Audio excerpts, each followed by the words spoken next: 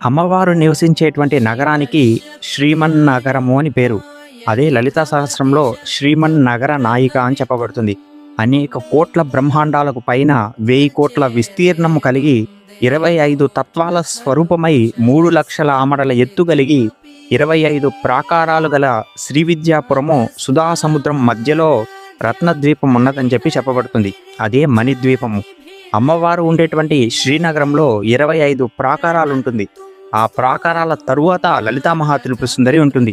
ఆ 25 ప్రాకారాలు ఏవి అంటే ఇనుప ప్రాకారము, కంచు ప్రాకారము, రాగి ప్రాకారము, సీస ప్రాకారము, ఇత్తడి ప్రాకారము, పంచలోహ ప్రాకారము, వెండి ప్రాకారము, బంగారు ప్రాకారము, పుష్యరాగ ప్రాకారము, పద్మరాగ ప్రాకారము, గోమేధిక ప్రాకారము, వజ్ర ప్రాకారము, వైడూర్య ప్రాకారము, ఇంద్రనీల ప్రాకారము, ముత్యాల ప్రాకారము, మరకత ప్రాకారము, పగడ ప్రాకారము, మాణిక్య రత్న ప్రాకారము, సహస్ర స్తంభ మండప ప్రాకారము, మనస్సాలము, బుద్ధిశాలము, అహంకారశాలము ప్రాకారము, సూర్యబింబశాల ప్రాకారము, చంద్రబింబశాల ప్రాకారము, 25వది శృంగారశాల ప్రాకారము.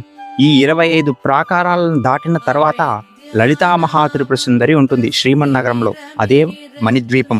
2 ప్రాకారాల యొక్క మధ్య భాగాన్ని ఆవరణ అని అంటారు. అటువంటివి 24 ఆవరణలు ఉంటుంది. మొదటి ఆవరణలో పూలు కాయలతో ఉన్నటువంటి చెట్లు, ఆ తర్వాతది పండ్ల తోటలు, సుగంధ ద్రవ్యాలు, సంతాన వృక్ష వాటికలు, హరిచందన వనాలు, మందార వృక్ష వనాలు, పారిజాత వృక్షాలు, కామధేనువులు, కదంబ వృక్షాలు, ఎర్రని పుష్యరాగాలతో ప్రకాశిస్తుంటుందని చెప్పి శ్రీమన్నగరంలో ఉండేటువంటి ఈ 25 ప్రాకారాలు ఇవి తత్వాలుగా చెప్పబడుతుంది. జ్ఞానేంద్రియాలు 5, కర్మేంద్రియాలు 5, పంచభూతాలు 5, తన్మాత్రలు 5, మనస్సు 1, మాయ, శుద్ధ విద్య, మహేశ్వరుడు, సదాశివుడు. ఇక్కడ 26వ తత్వమే శ్రీ లలితా మహాత్రిపుర సుందరి.